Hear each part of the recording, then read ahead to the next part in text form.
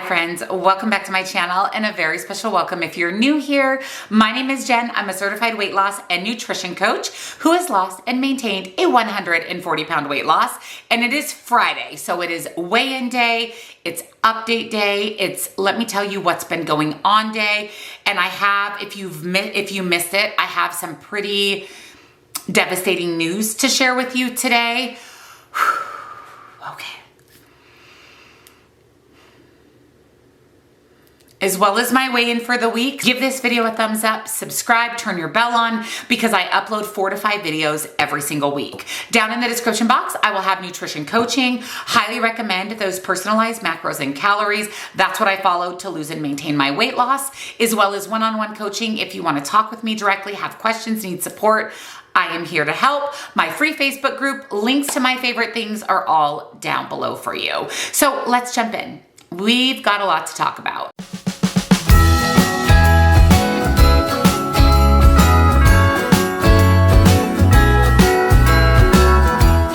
So first and foremost, like I said, I have some devastating news. I don't know if you missed my community post as well as my weigh-in video for last week. On November 26th, on Wednesday, the day before Thanksgiving, we lost my dog Lola. She had been steadily declining over the couple of days leading up to that. And I wanted to kind of let you guys know what happened and what kind of led up to that unfortunate decision. So you know that Lola was almost 13 years old. She's definitely had her health challenges between lymphoma cancer, kidney disease. I had mentioned that she had quite a large mass on her neck that was determined to be some type of tumor, cancerous tumor. That mass on her neck was growing pretty rapidly. In a month's time, it had doubled in size. And so we were pretty concerned about the size of the mass on Lola's neck.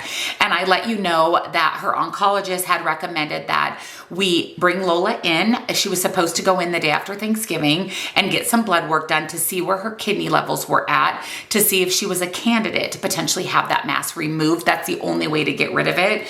And because its rate of growth was so quickly, that would be the ideal situation, just so that it didn't grow to the point that it did impact Lola's quality of life. At the time of Lola's passing, it did not impact her quality of life. She didn't care about it at all, but it was a pretty substantial mass on her neck. So leading up to Wednesday, the last week or so prior to that, getting Lola to eat, and I had mentioned this before, was becoming increasingly harder. She stopped eating dog food months ago. She was eating dog treats pretty regularly, and I had mentioned that she would find one dog treat that she really liked and she would eat that for the whole day, and then she would change her mind the next day of what treat she was going to eat. So it was just a constant battle to figure out, what is Lola going to eat, what is Lola not going to eat. The last 4 or 5 days, we couldn't even get her to eat dog treats. The only thing she would eat was human food or dog bones. So like little smart bones or little bones wrapped in chicken. She would eat those, but it was increasingly harder to get her to eat anything. And what we were finding is that she wouldn't eat anything all day long. And then finally at the end of the day, we would get her to eat something, typically human food or some type of bone. She was also sleeping a lot more. And we were also noticing that she was a little less steady on her feet. When we would get her off the bed, we didn't like her to jump off the bed. We would actually pick her up and put her on the floor. I would kind of hold her for a minute to let her kind of get her balance, get her bearings before I would let her go walk to go potty or whatever it was that she was doing. And that was a little bit concerning, that she just seemed to be off balance a little bit. And this was over the week leading up to Lola's passing. And then on that Monday, Lola didn't eat all day on Monday. I did get her to eat Monday night. I had some steak and I warmed that up and I put a little bone broth in there and I got her to eat that. Now, she didn't eat a ton. She ate the steak in the bowl, and then I got her to eat a few of these little bones wrapped in chicken. But Lola was definitely on the verge of rapidly losing weight. She had lost like 4 or 5 pounds over the course of a month, and that's a lot for a dog. She was down to around 49 pounds when she started at 60 to 65 pounds. She was eating the last week the last couple weeks, but she wasn't eating enough to maintain her weight. That for her, that was around 900 calories, and there's no way she was getting in that every day. So Monday, she seemed fairly normal for her, kind of a new normal for her. And like I said, I did get her to eat a little bit Monday night. Then Tuesday is kind of where things changed and things shifted. Lola was pretty lethargic on Tuesday all day long. She slept all day. It was honestly kind of a challenge to get her to get up, to go outside, to go potty. She wouldn't eat anything. She was drinking water, but she wouldn't eat anything. She also was shaking a lot. And when dogs shake, it could be a multitude of things. They're nauseous, they're in pain, they're cold. I noticed that she was on and off shaking throughout the entire day. Even if I was laying next to her, snuggled up to her, she was shaking. And like I said, she didn't want to get up. She would, once we got her up, she was extremely slow moving. She would drink water, but extremely slow moving, very, very, very unsteady on her feet, very unsteady. She would take a few steps and stand and just kind of look around. She was definitely not her normal self. And I was concerned. I told Troy on Tuesday that I was concerned about her because she just kind of, even from Monday to Tuesday, was a fairly big difference in how Lola was acting. She was still alert and she was still happy. She would still wag her tail, but she was really, really unsteady on her feet. When we would let her out to go potty, it would take her a very long time to move from one end of the yard to the other. She had really, really, really bad diarrhea. And also we were noticing that even starting prior to Tuesday, the last couple of weeks up to that, she was having accidents, which is not like Lola at all. We were having pee accidents. We were having poop accidents, not every day, but consistently. And on Tuesday alone, Lola had a couple of accidents. And that was very concerning because she would go out to go potty and then we would get her back into bed and she would have an accident pretty quickly after that. And like I said, she was still drinking water, but on Tuesday, she didn't eat anything. She was completely disinterested in food. Not even you'd put food in front of her and it was like it wasn't even there. She slept all day. She was shaking. She was lethargic. It was not a good day on Tuesday. And then Wednesday, similar situation. She did not want to get up. We had to almost force her to get up. We would have to kind of pick her up out of the bed, put her down on the floor. And again, the same thing, unsteady on her feet, lethargic, having accidents. She had several accidents on Wednesday. And again, no food. She wouldn't eat anything, even less interested in food than she was on Tuesday. So Wednesday night, Troy actually went out to grab something to eat. And I did my bomb party live on Wednesday. And now, dang it, I regret that. I wish I wouldn't have done it. You know, I didn't know at the time, but I'm like, I just wish I'd have spent the whole day with her on Wednesday. But Wednesday night, after my live, I went and I sat with her and she was shaking. She would open her eyes, but I mean, she was just very, very lethargic. And I tried to get her to eat everything. She wouldn't eat anything. I mean, she wouldn't eat anything. She didn't even want to get up to go to the bathroom. And like I said, she was having accidents.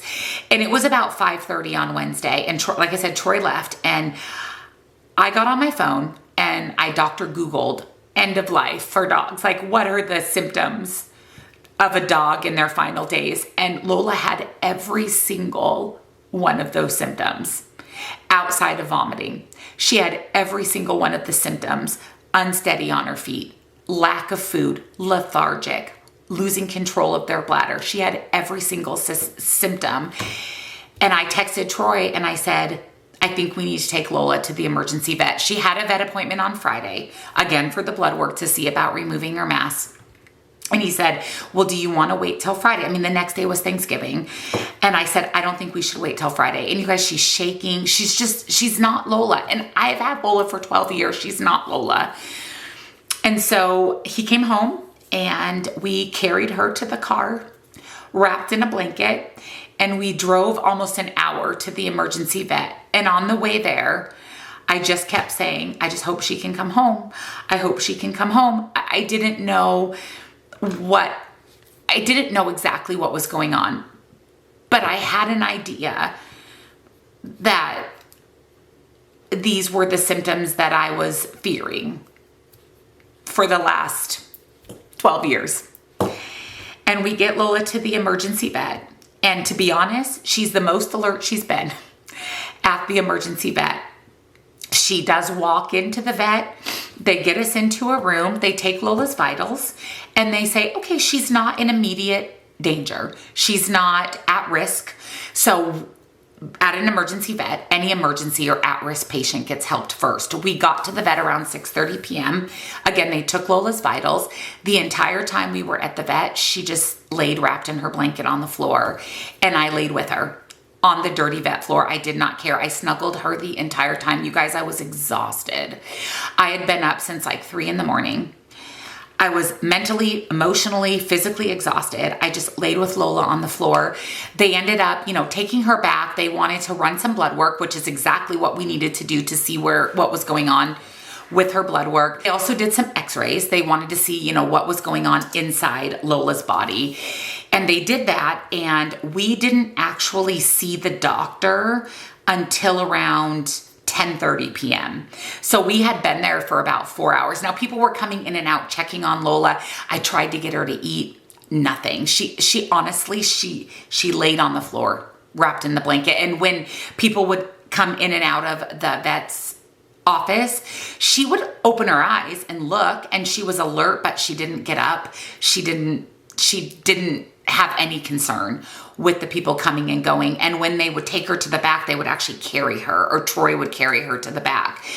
So finally around 10:30 p.m., the doctor came in, and she was absolutely lovely. And she kind of went over things. She told us about Lola's x-rays, and pretty much with the x-rays, everything looked fairly normal. There was one spot near Lola's kidneys that looked a little bit weird, but as far as the x-ray went, things looked fairly normal. And then we went over Lola's blood work, and it was not good. It was not good. When Lola had that treatment a couple months ago where she went in for fluids and medicine for her kidney values were extremely high then, but they were even higher than that. Lola was extremely dehydrated. When your kidneys stop functioning or get to where they're really not functioning, when she would drink water, it would just go right through her. Her kidneys weren't able to process that, and that's where we were having those accidents from. Her creatinine, which is a level that's measured in the kidneys, was almost 8. That is extremely high. I want to say the normal is like 2 or 3, and that was higher than it had been when Lola went in for those fluids and those treatments. All of her kidney values were very, very, very scary elevated. On top of that, her liver enzymes were really high, and they were really high after she had the treatment. The doctor at that point had said, I'm not really concerned about her liver. Let's just focus on her kidneys. That was also elevated, and her pancreatic values were really, really elevated.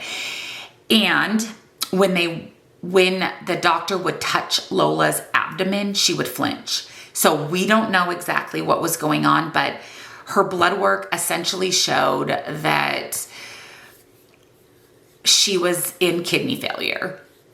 She had went from like a stage 4 kidney disease to pretty much into kidney failure.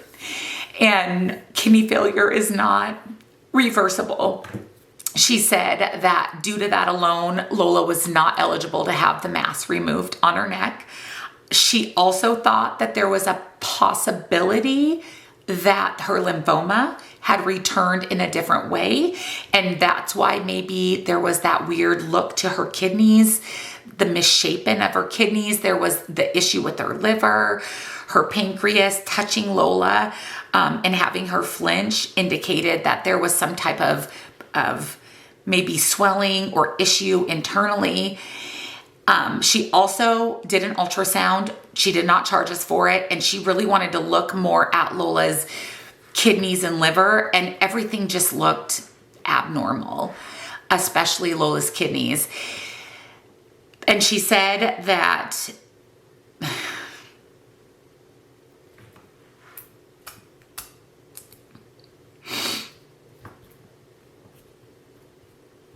she would recommend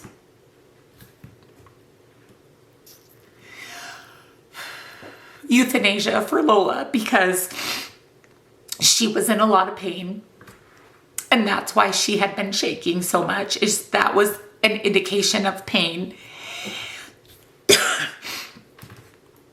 And even more importantly, she said that if we didn't take her advice and we brought Lola home, that there's a possibility within 24 to 48 hours that Lola could pass on her own, or that she could go into cardiac arrest, which would be absolutely devastating to see and extremely painful for Lola. And I asked her, I said, do we have to do this tonight? And she said that that is what she would recommend for Lola's quality of life, for Lola's sake. And I promised Lola, you guys, when she got lymphoma, that I would never let her suffer. If I knew she was in pain and suffering, I would never let her suffer. And I had to honor that promise to her. And she was in pain, you guys. She was dying. She was dying. So we decided to do what was right and let her go. And I will tell you that that was the hardest decision that I've ever had to make in my entire life. It was the worst day of my life. And I just laid with her on the floor at the emergency vet. And she said, take all the time that you need with Lola. So we cried. I cried, Troy cried. Palmer was there with us, which was great. We snuggled her, we loved on her. We told her we loved her and that she was the best girl in the world.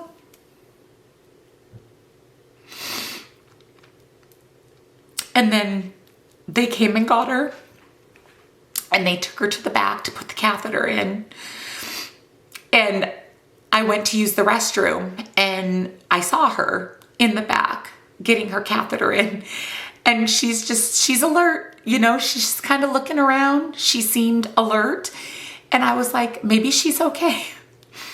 Maybe she's okay. But she wasn't.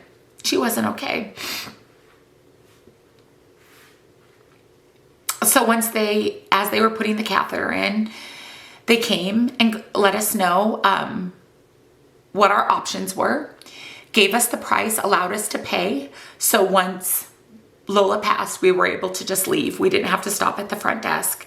They took us into a quiet, private room, and they brought her in on like a rolling table. And they said, you've got all the time that you want with her. So we just told her we loved her. And I told her I was sorry.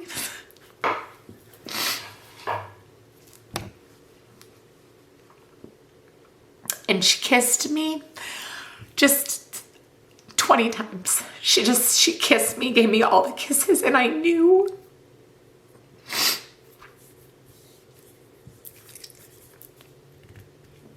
that was her telling me that it's okay. And that she knows that we love her.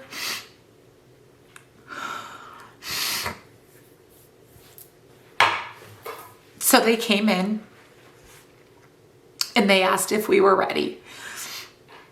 And obviously I'm not ready. I would never be ready. But she said, you know, the more you go back and forth and the longer the process takes, the harder it is to make the decision. So we decided that it was time. And they came in and I stood by the table and I closed my eyes because I didn't want to see. And I put my face on her face, my mouth on her head. And I kissed her. And I petted her head. And I told her how much I loved her. And they gave her the medication to sedate her. And she was kind of heavy, panting. That was a little hard to see. They said that was normal for the pain medication that they gave her. And I just sat with her. I just put my head down and closed my eyes and just kept telling her how much I loved her and kissing her.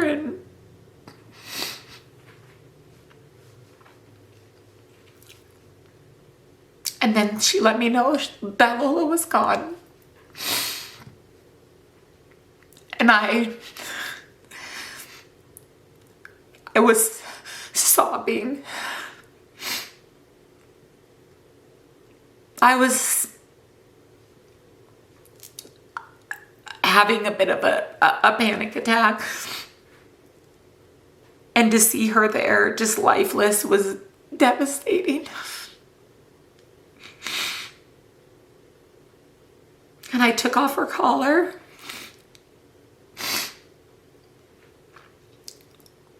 And we said goodbye. We let Palmer sniff her so that he knew that she was gone. And I took the blanket off of her. And she had had an accident during the process. And we left. And we got in the car and I was absolutely hysterical.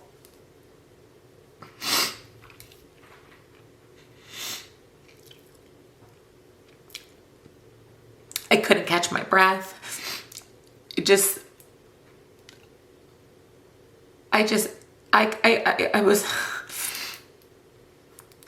was horrible. And since that day,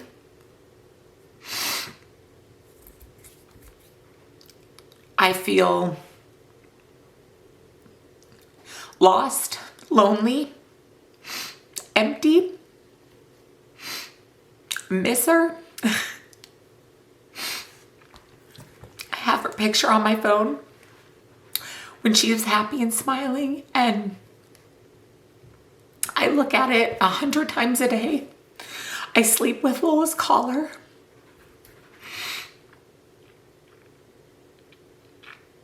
I'm absolutely heartbroken.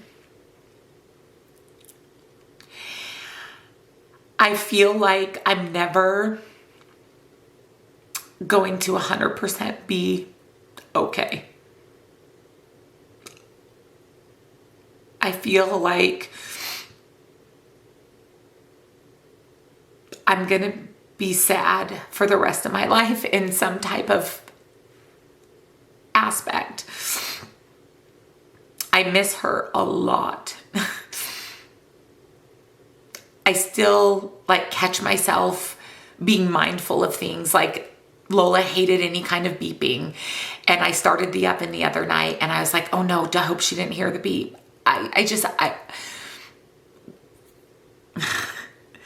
adjusting to a life without her, and it's not the life I really ever wanted. And I keep reminding myself how fortunate I was to have almost 13 years with her. And after lymphoma diagnosis, to have 2.5 years, I remind myself of all of the things that I'm blessed with Lola. And I have to be grateful for all the time I had. We did have Lola cremated. Her ashes and her paw print are available for pickup at the vet. I just can't go right now. I think Troy's gonna go pick him up for me. I can't go back there. And I will say that Troy and Palmer have been wonderful. They've been extremely helpful. Palmer has been sleeping with me and cuddling me and things he never used to do. He knows she's not here anymore. It's just taking a lot of adjusting, and it's only been a week and a half. It's been the longest week and a half of my life. I've not slept. I've not eaten. It's been the hardest loss of my entire life. And you know, I told you guys how special she was, but that's not even the half of it. Like, she was my heart dog, my soul dog, my best friend. And I feel like I lost my best friend. And I just want to say thank you to everybody who reached out, everybody who sent me messages, everybody who was sad with us. Thank you for that.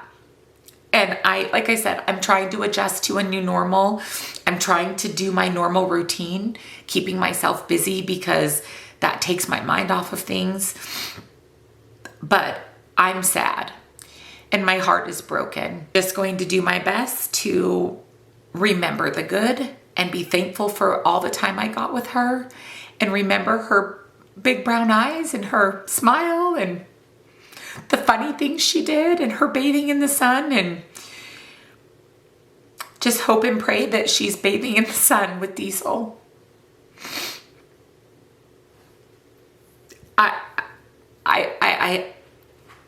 I want to not talk about this anymore. I'm going to really focus on trying to move on. I appreciate all your condolences and your love and your sorries, but I really need to I really want this to be the last video about all of this, and I want to try to focus on adjusting and moving on without her. I need to get back to my normal life. That's what she would want. I need to start taking better care of myself. I have had very little appetite. I haven't been drinking my water. I just went back to boot camp on Monday, just started working out again. And I need to really make this about getting back to my normal life, because like I said, that's what Lola would want. So that's what I'm gonna do. I started my cycle this week 6 days early, which probably has a lot to do with stress.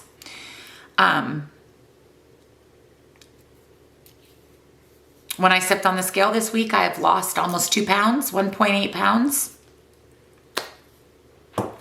It's been a lot. I'm gonna go ahead and put up here on the screen how much I've lost, total weight for the week. I'm getting back to my normal life. That is the commitment I've made to myself. Tomorrow is my Christmas party for my boot camp group. I booked my flight to San Diego to do a 10K in March. I'm going to leadership for a bomb party in January. I'm gonna start traveling. Troy and I bought a new car. We're gonna start doing some family road trips. We're gonna try to honor Lola by living our best life, because that's what Lola would want. And that's what we're gonna do. So thank you for listening. Thank you for being here. Thank you for honoring my wishes of moving forward. And I will see you in the grocery haul tomorrow. And thank you again for all of your love and support. It truly means the world to our family. Jingle bells ring.